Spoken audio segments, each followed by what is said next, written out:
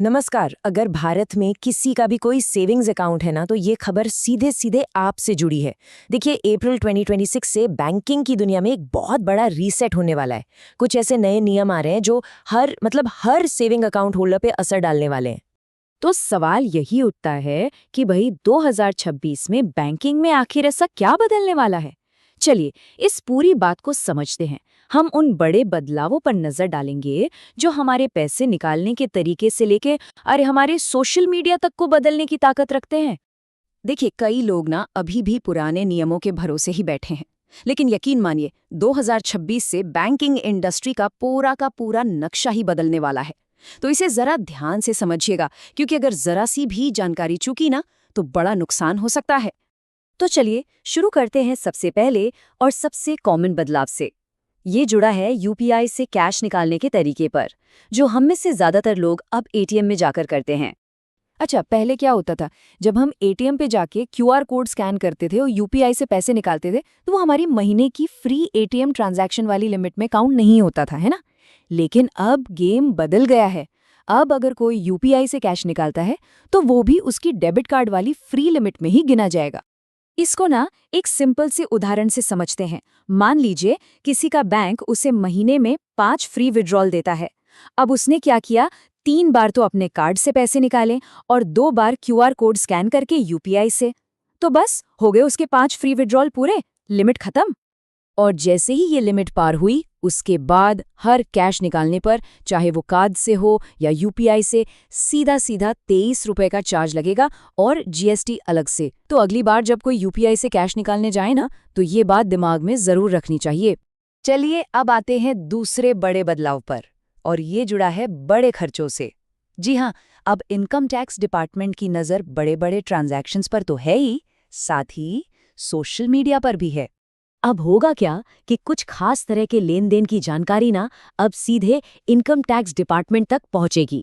जैसे अगर एक साल में सेविंग्स अकाउंट या एफडी में 10 लाख रुपए से ज्यादा कैश जमा हुआ, या फिर 1 लाख से ज्यादा का क्रेडिट कार्ड बिल कैश में चुका दिया गया, तो बैंक तुरंत ये जानकारी आईटी डिपार्टमेंट को दे देगा। और सिर्फ इतना ही नहीं, 2 लाख से ऊपर का कोई भी कैश ट्रांजैक्शन, वो भी अब सीधे सीधे रडार पर है। लेकिन इन सबसे भी ज्यादा चौंकाने वाली बात पता है क्या है? वो ये है कि अब किसी का भी सोशल मीडिया, वो भी उसके टैक्स डॉक्यूमेंट्स जितना ही जरूरी हो गया है। हाँ, आपने सही सुना। जरा सोच कर देखें, किसी ने अपने आईटीआर में दिखाया कि उसकी सालाना इनकम बस 7 लाख रुपए है, लेकिन वही इंसान सोशल मीडिया पर 60 लाख की नई गाड़ी की फोटो डाल रहा है, बार बार विदेश घूमने जा रहा है। तो अब इनकम टैक्स विभाग क्या करेगा? वो इन दोनों प्रोफाइल को मिलाएगा, और अगर इसमें जरा भी बड़ा अंतर दिखा, तो सीधा नोटिस घर आ सकता है कि भाई बताओ ये पैसा कहाँ से आया। चलिए अब आगे बढ़ते हैं। अब बात करते हैं उन लोगों की जो स्टॉक मार्केट में पैसा लगाते हैं, खासकर वो लोग जो फ्यूचर्स एंड ऑप्शंस यानी एफएनओ में ट्रेडिंग करते हैं। उनके लिए भी एक बहुत जरूरी नियम बदला है। ये जो बदलाव है, ये जुड़ा है एसटीटी से। एसटीटी मतलब सिक्योरिटीज ट्रांजैक्शन टैक्स। ये एक तरह का डायरेक्ट टैक्स है जो स्टॉक एक्सचेंज पर होने वाली हर खरीद बिक्री पर, हर सौदे पर लगता है।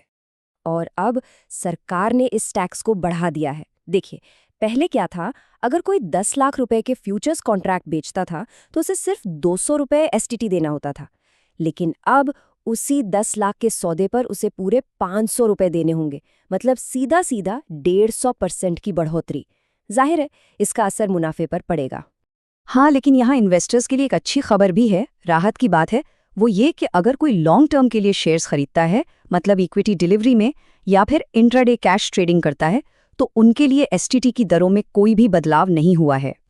अच्छा, इतनी सारी पाबंदियों और टैक्स की बात हो गई। अब कुछ अच्छी खबरों की बात करते हैं। कुछ पॉजिटिव बदलाव भी हुए हैं। आरबीआई ने कुछ ऐसे नए नियम भी बनाए हैं जो हम जैसे ग्राहकों को ज्यादा सुरक्षा और ज्यादा अधिकार देते हैं। तो देखिए, जीरो बैलेंस अकाउंट वाले जो लोग हैं, यानी जिनका बीएसबीडी अकाउंट है, उनके लिए तो काफ़ी अच्छी खबरें हैं। अब उन्हें अनलिमिटेड फ्री कैश डिपॉजिट की सुविधा मिलेगी। बिना किसी सालाना फीस के डेबिट कार्ड मिलेगा, फ्री चेकबुक भी मिलेगी, और हाँ, यूपीआई, एनईएफटी, आरटीजीएस जैसे सारे डिजिटल पेमेंट्स भी बिल्कुल फ्री होंगे। इतना ही नहीं, महीने में कम से कम 4 बार फ्री कैश निकालने की गारंटी भी अब उन्हें मिलेगी। डिजिटल फ्रॉड से बचाने के लिए भी एक बहुत ही काम का नियम आया है। अब अगर किसी के साथ 50,000 रुपए तक का कोई छोटा डिजिटल फ्रॉड हो जाता है तो उन्हें 85% तक का मुआवजा वापस मिल सकता है। इसकी मैक्सिमम लिमिट 25,000 रुपए रखी गई है। लेकिन यहाँ एक बहुत जरूरी शर्त है, 5 दिन के अंदर अंदर बैंक को रिपोर्ट करना ही होगा। और एक और बात, ये सुविधा जिंदगी में सिर्फ एक बार ही मिलेगी।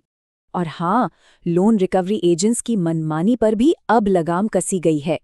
नए नियमों के हिसाब से कोई भी एजेंट अब किसी को भी मेंटली या फिजिकली परेशान नहीं कर सकता।